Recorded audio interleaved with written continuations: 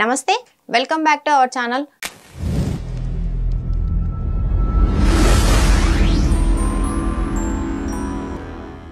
ప్రస్తుతం మనతో ఉన్నారు ప్రముఖ జ్యోతిష్యం మరియు వాస్తు పండితులు శ్రీ నానాజీ పట్నాయక్ గురూజీ. నమస్కారం గురూజీ. శ్రీమాత్రే నమః. గురూజీ, వారాహి నవరాత్రులు స్టార్ట్ అయింది. సో పటం పెట్టుకొని పూజించడానికి కొంతమంది సంకోచిస్తూ ఉంటారు. పటం పెట్టుకోకుండా పూజించడానికి వేరే మార్గం ఏమన్నా ఉందా? చాలా మంచి ప్రశ్న అమ్మా. ఇక్కడ ఏంటంటే ఎందుకు సంకోచిస్తూ ఉంటారు అంటే మీరు అన్నట్టుగా ఉగ్రదేవతా స్వరూపం కదా, మనము నియమ నిబంధనలు కరెక్ట్గా పాటించగలుగుతాము, పాటించలేము, ఎక్కడైనా తప్పిదం జరుగుతుందేమో, మనము పూజ చేయకపోయినా పర్లేదు కానీ తప్పిదం జరిగితే దేవతా శాపానికి ఏమైనా గురవుతామేమో అనేటువంటి భయం ఉంటుంది చాలామందిలో, అందులో ఎటువంటి సందేహం లేదు. అయితే మరి నిజంగానే పటం పెట్టుకుంటే ఏదైనా దోషమా అంటే పటం పెట్టుకోవడం వల్ల దోషమేం లేదు, గుర్తుపెట్టుకోండి. ఎందుకంటే అలా పటం పెట్టుకునడం వల్లే దోషం అయితే ఇప్పుడు పటాలు అమ్ముకునే వ్యక్తి ఉంటాడు, మొత్తం పటాలే ఉంటాయి, ఉగ్రదేవతలు సాత్విక దేవతలు అన్నీ ఉంటాయి, మరి ఏమి దోషం ఉండాలిగా అతనికి అంటే అలా కాదు. వాటికి ప్రాణప్రతిష్ఠ జరిగినటువంటి విగ్రహం ఏదైనా ఉంటే, పటానికి ఏం కాదు, విగ్రహం ఏదైనా ఉంటే దానికి తగ్గ ఉపచారాలు ఏవైనా చేయకుండా ఉన్నట్లయితే అప్పుడు దోషం ఉంటుంది. అది కూడా అంగుష్టమాస్త్రం కంటే పెద్దగా ఉండేటువంటిది. Point number 1. ఇక రెండో విషయం ఏంటంటే ఇక్కడ నిజంగానే కొంతమందికి వేరే వేరే వాటి ద్వారా ఏదైనా ప్రాబ్లం వస్తే దీని ద్వారా వచ్చిందేమో అని అపోహపడతారు. ఇది ఒక పటం వల్లే కాదు, కొన్నిసార్లు ఏదో రత్నం పెట్టుకుంటారు, అమ్మో ఈ రత్నం వల్ల వచ్చిందేమో అని రత్నం తీసేస్తాడు.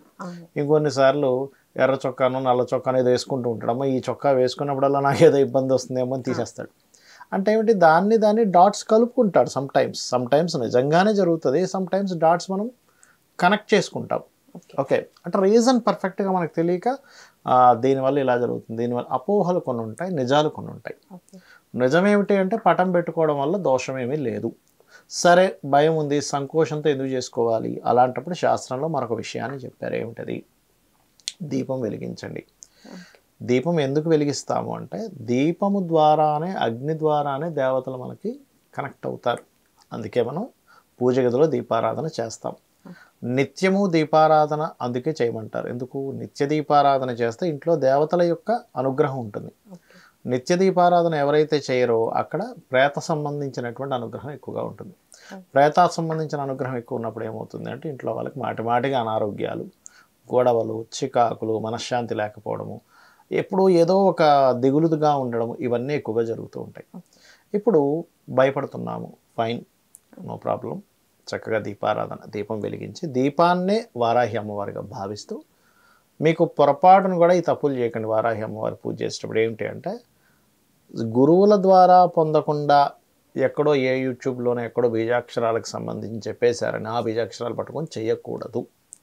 ఎందుకు చేయకూడదు అంటే బీజాక్షరాలతో ఉన్నటువంటి మంత్రం ఎప్పుడు కూడా దాన్ని అర్వణము అంటారు.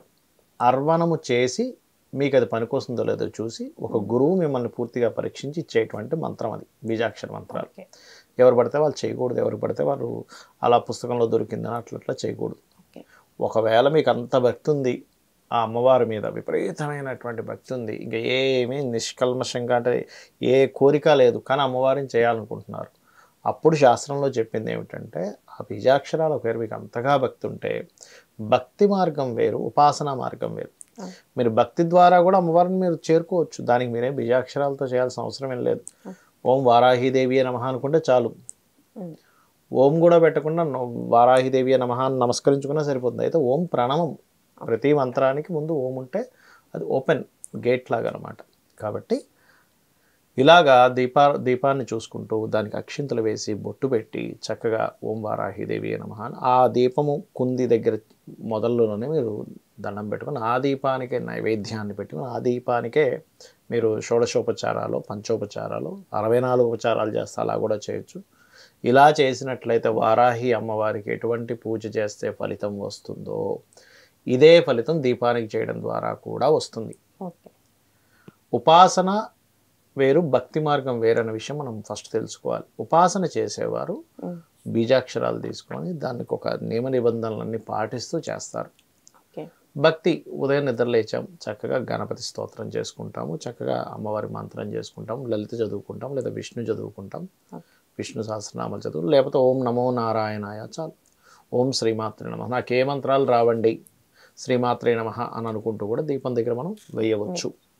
ఏ పటము పెట్టుకోకపోయినా సరే ఇలా చేయొచ్చు. ఇవన్నీ కాదు, ఇంకా గొప్ప మార్గం ఉంది. కూర్చొని మనసుతో చేసేది. నీకు అంటే మీ దగ్గర ఎటువంటి సదుపాయాలు లేవనుకోండి, ఇంట్లో కొన్నిసార్లు ఎలా ఉంటుందంటే ఇంట్లో దీపం కూడా పెట్టొద్దు అనే వాళ్ళు ఉంటారు కొన్ని ఇళ్లలో. దీపం పెట్టొద్దు, ధూపం వేయొద్దు, ఏమిటిది నీకు ఇవన్నీ అని అనేవాళ్ళు కూడా ఉన్నారమ్మా, నేను చూశాను కదా. అంటే ఆ జ్ఞానం ఉండదు. ఎందుకు ఉంటారు అలాగా అంటే వాళ్ళకి ఆ జ్ఞానాన్ని పొందేటువంటి జన్మ లేదు ఇంకా. అది మీరు దీపం పెడుతున్నా, నమస్కరిస్తున్నా, మీకు అమ్మవారి అనుగ్రహం ఉంటేనే చేయగలరు, అదర్వైజ్ చేయలేరు మీరు. అలా లేనప్పుడు ఇంట్లో కొన్ని ఆటంకాలు జరిగినప్పుడు కూర్చొని చక్కగా ఇలా కూర్చొని దీపం వెలిగించినట్టు, లేకపోతే ఒక పటం పెట్టుకున్నట్టు, స్తోత్రం అన్నీ చదివినట్టుగా మనస్ఫూర్తిగా కనుక చేస్తే అది కూడా పూజ, మానసిక పూజ అంటారు దాన్ని.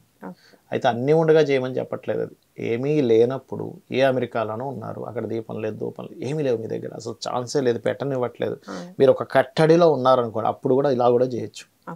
భావన చేత అమ్మవారు సంతృష్టి చెందుతుంది. మనం భావించాలి, భక్తితో చేయాలి, భక్తి మార్గంలో కూడా మనం అమ్మవారిని చేరుకోవచ్చు. ధన్యవాదాలు గురూజీ. శ్రీమాత్రే నమః.